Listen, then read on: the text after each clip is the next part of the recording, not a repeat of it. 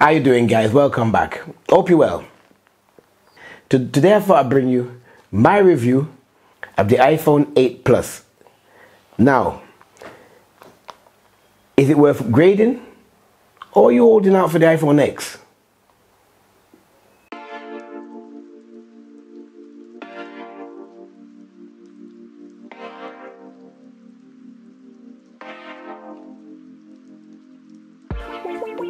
Before we get into this video, guys, big shout out to my sponsors over there at PhotoCine. The boys are doing a fantastic job, always on point with the tech. They're situated in Central Commercial Varadero Shopping Centre, local 144, you can't miss them. Many people have actually been saying to me while we've been on the island, if you're here on holiday, that we've had a few problems in the electrical shops. Well, let me tell you something now, guys. This is the #1 for electronics in Canaria. Make sure you get over there. If you mention the promo code down the bottom, you will get a 15 to 20% discount depending on what you buy. Okay, let's get back to it. Look, guys, to be fair, it's a really great phone, and that's in a lot of ways. The design on the outside is almost identical to the old one, but the biggest difference is the glass back. It's now a little bit heavier and also easy to hold. As for the display, guys, the iPhone 8 and 8 Plus still have the same resolution from last year's model, but now they come with a thing called True Tone. And if enabled, what this does, it will just adjust the color temperature of the screen to match whichever color situation you're actually in at the time.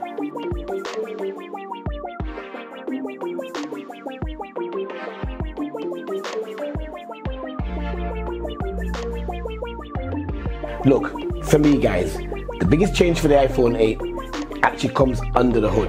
The A11 Bionic chip is much more powerful, and I mean that ain't no joke, and it's also more power efficient, allowing it to use things like mechanical learning and artificial intelligence to make things like taking photos and using the augmented reality much better.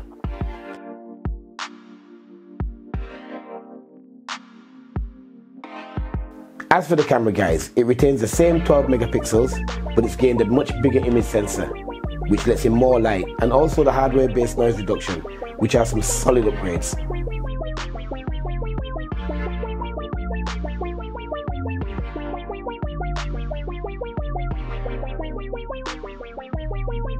We also now get 4K video recording at 60 frames per second and slow motion recording in full HD 1080 at 240 frames per second, which is insane.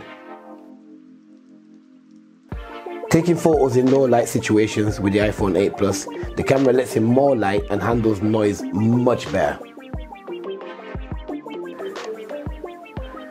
Portrait mode gets a new feature called portrait lighting, which uses deep learning to shoot photos like as if they were shot in a studio. But that's when it works. But when it does work, oof, the photos are wicked. But look, it's still in beta. But it does use mechanical learning, which means it'll only get better over time, and I really can't wait for the final release.